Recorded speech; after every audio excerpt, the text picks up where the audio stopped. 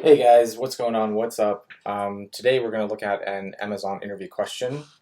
By the way, I just wanted to say I hope you're all doing good with this outbreak going on and everyone's basically quarantined at their house. I hope you're doing well. Um, so yeah, this question is about meeting rooms or how many meeting rooms, conference rooms we need when we get a number of meetings passed to us in a function. So let's get to it. So given an array of meeting time intervals consisting of start and end times, S1, E1, S2, E2, and so on and so forth, and SI is always less than EI, find the number of conference rooms required. Um, so there's an example here we can look at. So first meeting starts at 0 times 0, ends at 30. So that's a long meeting.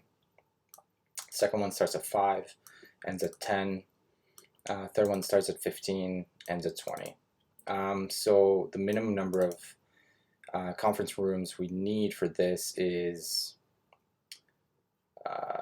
2, because this one starts at 0 and goes on till 30. So it's going to conflict with this one if it's only one room. And same thing with this one, it starts at 15, and whereas like this is going till 30, so it's still going on. So we need one more room for that. But this one ends before this one starts. So while this is going, this needs a second room, and then once this is done, this one can start. So the number of meeting rooms we need is 2. So yeah, let's get to it. So basically, first we're going to check if intervals count, or we're going to check if it's empty. We're just going to return 0. So that's going to take care of our base condition. So let's think about this problem. It's actually not very intuitive and not very fast. Basically, we need to sort the input given to us with the start times, which is going to help us know which meetings are in what type of order. We're also going to need the end time sorted as well. So we can create 2 arrays. Just initialize them empty. Basically, after this, we're going to iterate over our intervals.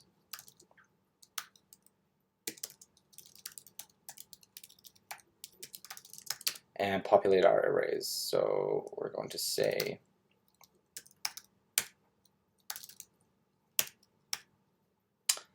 this is going to be I, so this is the ith meeting, and then we're looking at the start time, so this is the 0th index of that because it's an array of arrays that's passed to us.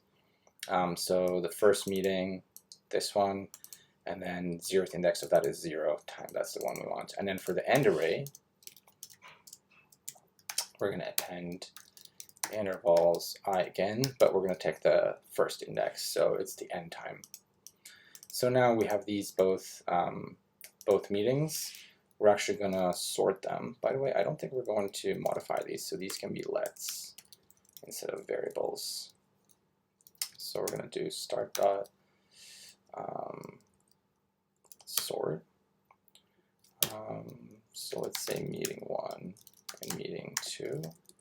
So we're going to sort this by meeting 1. Is less than meeting 2.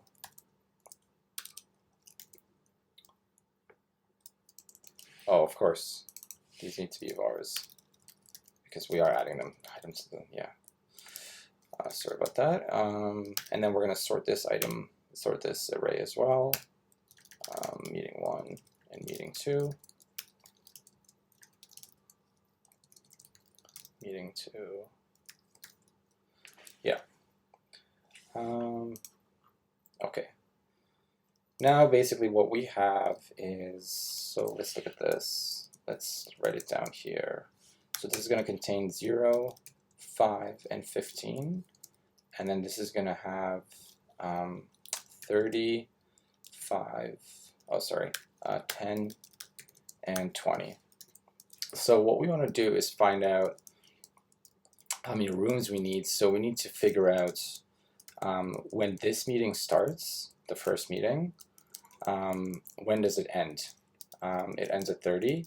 So we're gonna keep 2 pointers, start pointer and end pointer. And we're also gonna, well, what we're gonna return is gonna be, let's say, used rooms. So we're gonna say while our start pointer is less than the number of meetings we have. So what do we need to do? Oh, Shira came to say hello. Okay, you need to go for a bit, okay? Thank you, buddy.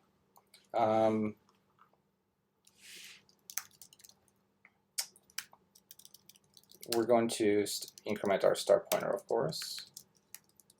And here, this is basically the logic of this entire problem.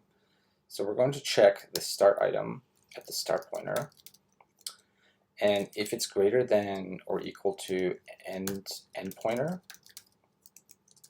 we're going to decrement our used rooms, and we're going to increment our end pointer. Otherwise, not otherwise actually, also we're going to increment our start pointer, but we're also going to increment the used rooms. And at the end, we just return used rooms.